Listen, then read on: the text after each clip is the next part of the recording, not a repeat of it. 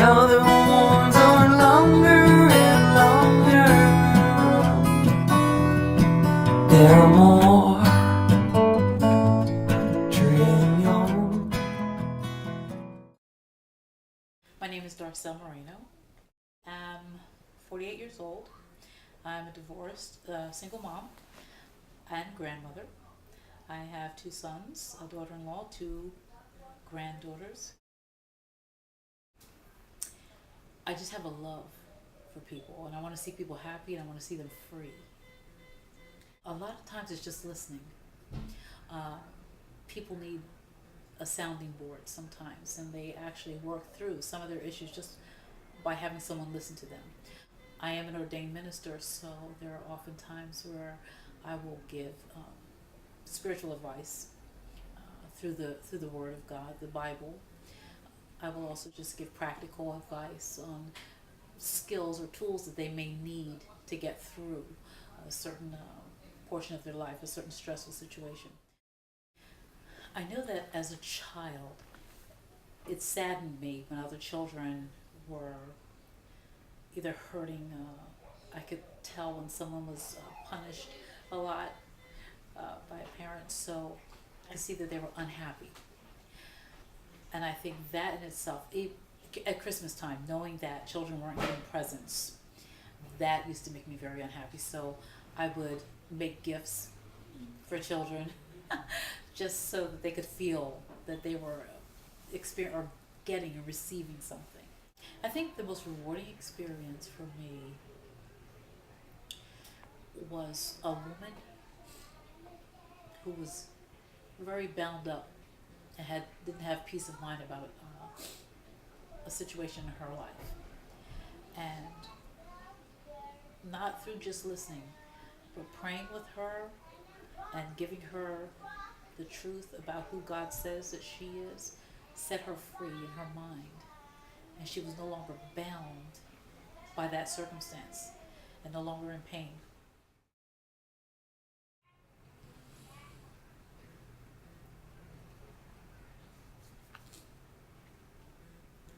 I was often sad, and I wish someone could make me happy. So I thought, if I could make people happy, that I wouldn't be sad all the time.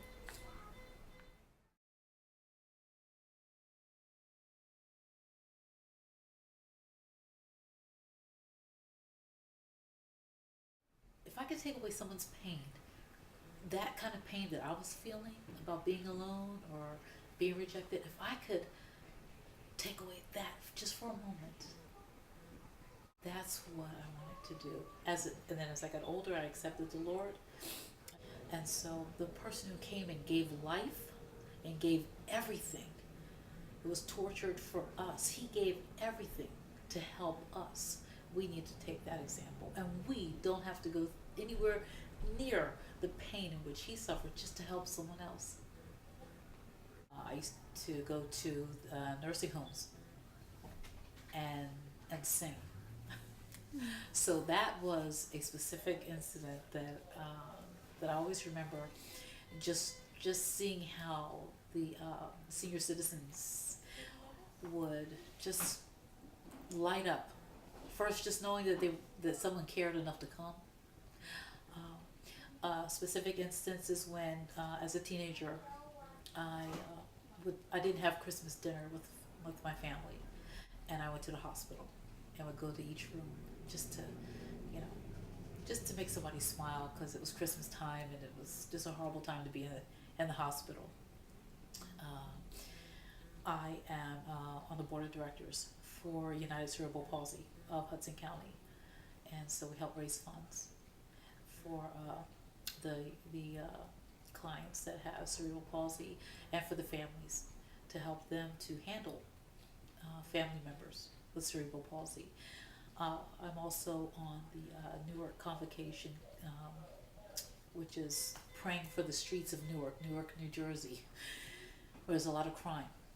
And so I lend myself to that, to pray for the needy. I give to different charities like Feed the Children, American Cancer Society, Lupus Foundation, Alzheimer's, certain organizations that I will give to for charity. That's a few examples.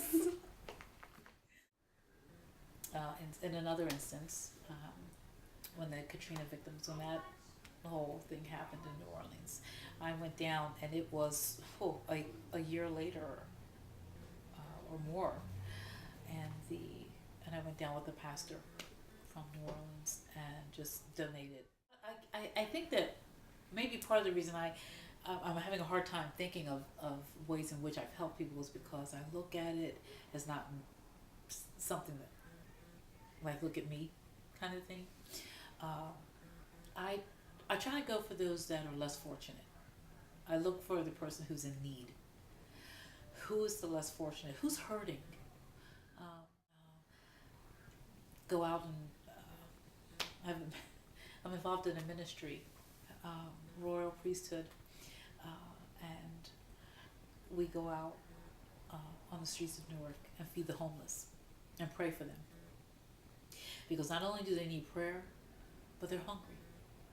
So you take them a meal, you share the word of God with them, let them know that they're still loved. A lot of times homeless people think they're always looked down upon. A lot of times homeless people are not in that situation because of their own doing. So they need to know that we're still thought about, people still care about us, and we're still loved. I'm trying to think, even when I was younger, as a child I was a big sister. I had a little girl, and she came from a broken home, and her mother worked a lot. So I would just take her places, take her out. I was just driving, so I didn't want to drive too far, but I would take her to the store, or I would take her and read to her, or just talk to her. Go sit in the parks, sit on the swing and just talk for a while. And I know that helped build up her esteem. It's a good feeling. It's a good feeling when others are feeling good. And I love that. Any little thing. Sometimes we think it's a big thing that we have to do. Well, I don't have thousands of dollars, so I can't help it. No, you can go right next door, probably make sandwiches or whatever, or dinner for the neighbor who has 6 children and can't really afford to feed them every night.